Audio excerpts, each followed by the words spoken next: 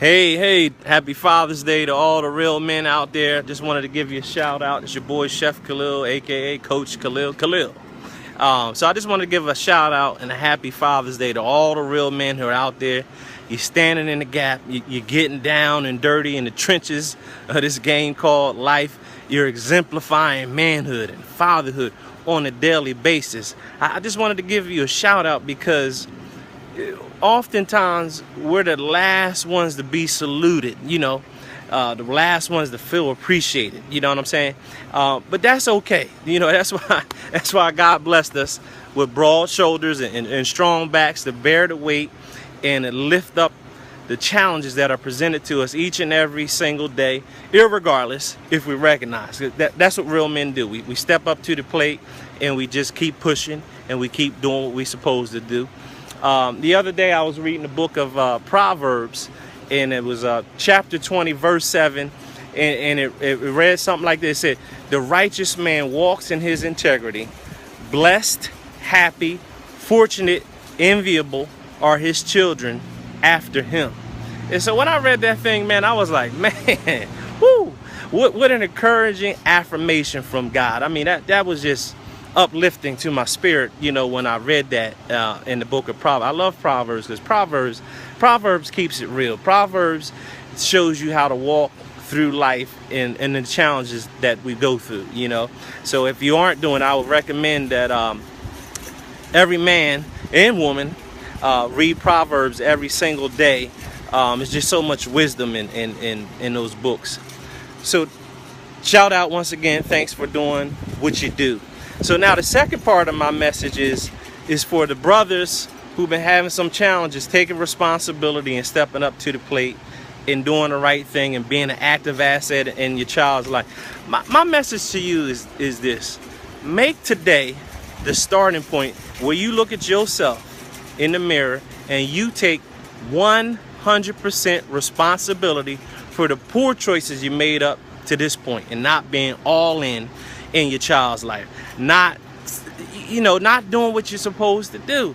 I want you to say to yourself, and when you're looking in the mirror, say, no more will I make excuses. No more will I have a pity party. No more will I be an active agent and allowing a generational curse to continue to perpetuate on your watch. You see, I talked about Proverbs a few seconds ago. See, Proverbs 13:22 tells us this. It says, a man leaves an inheritance of moral stability and goodness to his children's children, and the wealth of the sinner finds its ways eventually into the hands of the righteous for whom it was laid up. That's powerful. That's powerful. So what that resonated in my spirit was, not only are you supposed to be a blessing to your kids, but your kids' kids. So in order to make that happen, you got to show up, and you got to do what you're supposed to be doing in your child's life. You took the opportunity to bring a child into the world. Now I'm asking you, and I'm challenging you to take an opportunity to step up and do what you're supposed to do. So ask yourself this question. So are you willing to move forward after hearing this message today, knowing the power and influence you possess can not only change the current climate in your child's life, but your children's children? You understand what I'm talking about? So we need you guys to step up. We need you guys to step up and step in and step in the big boy shoes. You know what I'm saying? Do what you're supposed to do. See, because God told us too in Genesis chapter 1, I think it's verse 28, he said, he instructed us, he said, be fruitful, multiply, and fill the earth and subdue it, using all its vast resources in the service of God and man. Have dominion over the fish of the sea, the birds of the air, and over every living creature that moves upon earth. So check this out. You follow the first part of God's command when he said being fruitful. You brought a child, or you brought some children into the world. Now listen.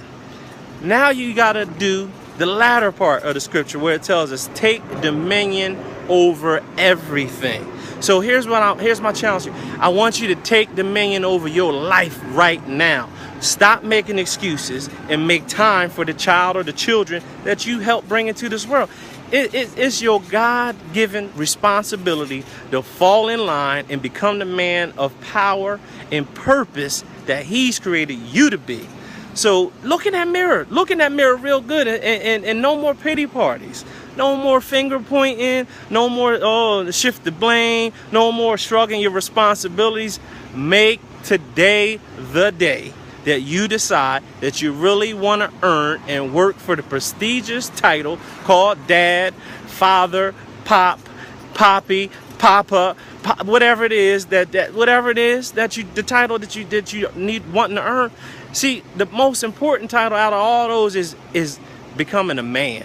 You got to be a man. Men do what they supposed to do, irregardless of the circumstances. You made the choice to bring a child into the world. Now make the choice to build that relationship and that fathership.